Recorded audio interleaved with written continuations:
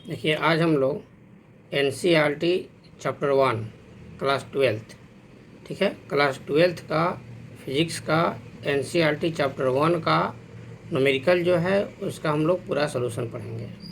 तो यह पहला क्वेश्चन है कि वायु में एक दूसरे से 30 सेंटीमीटर दूरी पर रखे दो छोटे आवेशित गोलों पर क्रमशः 2 गुना 10 के पावर -7 कूलाम तथा 3 गुना 10 के पावर -7 कूलाम आवेश है, उनके बीच कितना बल है। ठीक है, क्वेश्चन देख लिए। अब देखिए यहाँ पर कह रहा है Q1 का मान कितना है, 2 गुना 10 के पावर -7 है ना। Q1 का मान 2 गुना 10 के पावर -7 कूलाम और Q2 का मान है 3 गुना 10 के पावर -7 कूलाम और R कितना दिया है 30 सेंटीमीटर, यहाँ पर 30 सेंटीमीटर ये R है।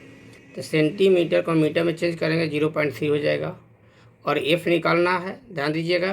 तो F का फॉर्मूला हम लोग पीछे पढ़े हुए हैं कूलाम से के अनुसार कि F इक्वल टू होता है 1/4 pi epsilon naught Q1 Q2/r² और इतना का वैल्यू होता है हम लोग का 9 × 10 के पावर 9 और Q1 का वैल्यू होता है दिया हम लोग का 2 × 10 के पावर -7 और Q2 का वैल्यू दिया है 3 × 10 के पावर -7 और R दिया है 0.3, लेकिन स्क्वायर है तो 0.3 × 0.3 कर देंगे। अब इसका आप लोग कैलकुलेशन कर लीजिएगा। कैलकुलेशन करने के लिए 0.3 है ना, तो इसको हटा कर यहाँ पर 10 के पावर 2 कर देंगे। तो 10 के पावर 2 करें तो ये पॉइंट दोनों जो है वो कैंसिल हो जाएगा। ठीक है, उसका अपना आगे कैलकुलेशन करने के लिए देखिए यहाँ पर, और ये 3 से 3 कैंसिल हो जाएगा और 3 से ये कैंसिल हो जाएगा हम लोग का 2 बार में, बुझा गया ना, कोई दिक्कत नहीं है। अब इसको अपना मल्टीप्लाई कर लीजिएगा हम लोग का, यहाँ पर फिर आंसर हो जाएगा। ठीक है ना, यहाँ देखिए सॉरी ये 3 बार में होगा, हो ये 3 बार में होगा क्योंकि 3 से कटाना है, 3 से 3 बार में 9 जाएगा। ठीक है, तो 3 दूनी 6, यहाँ 6 लिखे है ना। अब पावर देखिए ये 9 हो गया और 2 11 हो गया, 11 में से 7 और 7 14 माइनस हो जाएगा, यानी -3 आ जाएगा। ठीक है ना, कोई दिक्कत नहीं है। तो हम लोग का हो गया पहला क्वेश्चन, क्लियर है सब लोग का। अब देखिए दूसरा क्वेश्चन दिया, दूसरा क्वेश्चन कि 4 माइक्रो कूलाम आवेश के किसी छोटे गोले पर किसी अन्य छोटे आवेशित गोले के कारण वायु में 0.2 न्यूटन बल लगता है। यदि दूसरे गोले पर 0.8 माइक्रो कूलाम आवेश हो तो नंबर 1 कह रहा है दोनों गोलों के बीच कितनी दूरी है। नंबर 2 कह रहा है दूसरे गोले पर पहले गोले के कारण कितना बल लगता है। बुझा गया। अब यहाँ देखिए वैल्यू पहले लिखेंगे हम लोग, दिया है Q1 बराबर 0.4 माइक्रो कूलाम, दिया है ना 0.4 माइक्रो कूलाम और Q2 माइक्रो कूलाम को कूलाम में चेंज कर देंगे। तो माइक्रो कूलाम को कूलाम में चेंज करने के लिए 10 के पावर -6 से गुना कर देंगे, तो 0.4 गुना 10 के पावर -6 कूलाम हो जाएगा। और Q2 का मान दिया है 0.8 माइक्रो कूलाम, तो इसको भी 10 के पावर -6 से गुना कूलाम में चेंज कर दिए। और F दिया है देखिए ना 0.2 न्यूटन, तो 0.2 न्यूटन F हो गया और R निकालना है। पहला क्वेश्चन कर रहे हैं ना दोनों गोलों के बीच कितनी दूरी है, तो R निकालना है। ठीक है, और फार्मूला पढ़ें कि 1/F equal to 1/4 pi epsilon naught Q1 Q2/r²। ठीक है, इसमें R निकालना है। तो इसका वैल्यू जो है 1/4 पाई एप्सिलॉन नॉट का 9 × 10 के पावर 9 पुट कर दीजिएगा।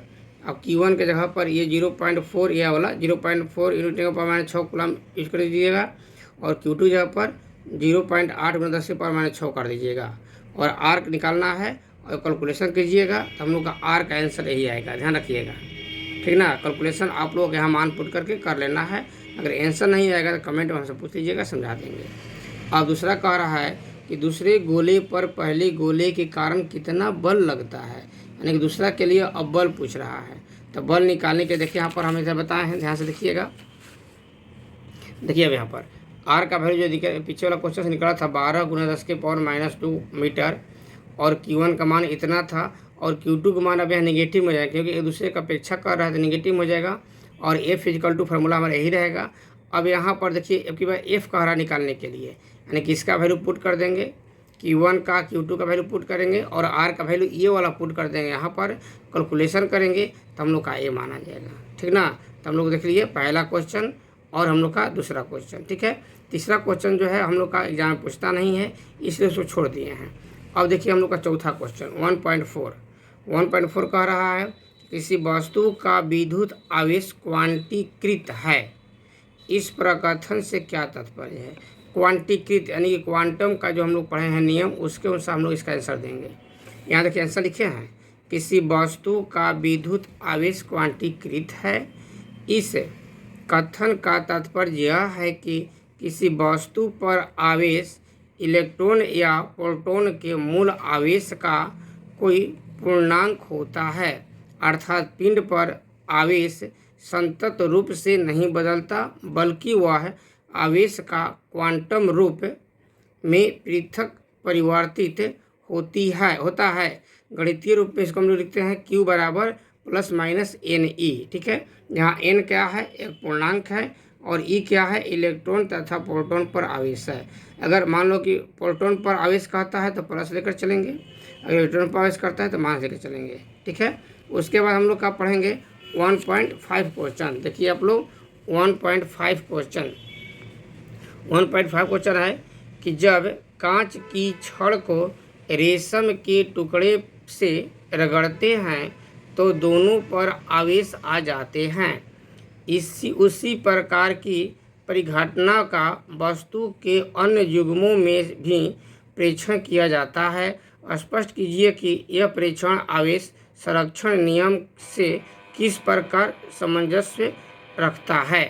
ठीक है, अब इसका आंसर देखिए, जब कांच की छड़ को रेशम के कपड़े से रगड़ा जाता है तो कुछ इलेक्ट्रॉन कांच की छड़ से रेशम के कपड़े पर हस्तांतरित होता है, माने कि उसमें से निकलकर रेशम के कपड़े पर आ जाता है। इस प्रकार कांच की छड़ धन आवेशित हो जाता है तथा रेशम के कपड़ा ऋण आवेशित हो जाता है। ठीक है, कांच की छड़ पर उपस्थित धनावेश रेशम के कपड़े पर उपस्थित ऋण आवेश के लगभग बराबर होता है। इस प्रकार निकाय का कुल आवेश शून्य होता है। ठीक है, अतः यह निष्कर्ष निकलता है कि आवेश को न तो उत्पन्न किया जाता है और न ही नष्ट किया जाता है, बल्कि एक रूप से दूसरे रूप में हस्तांतरित किया जाता है, जो कि आवेश के संरक्षण के सिद्धांत का पालन करता है। ठीक है, इस तरह से हम लोग 1.5 पढ़ लिए।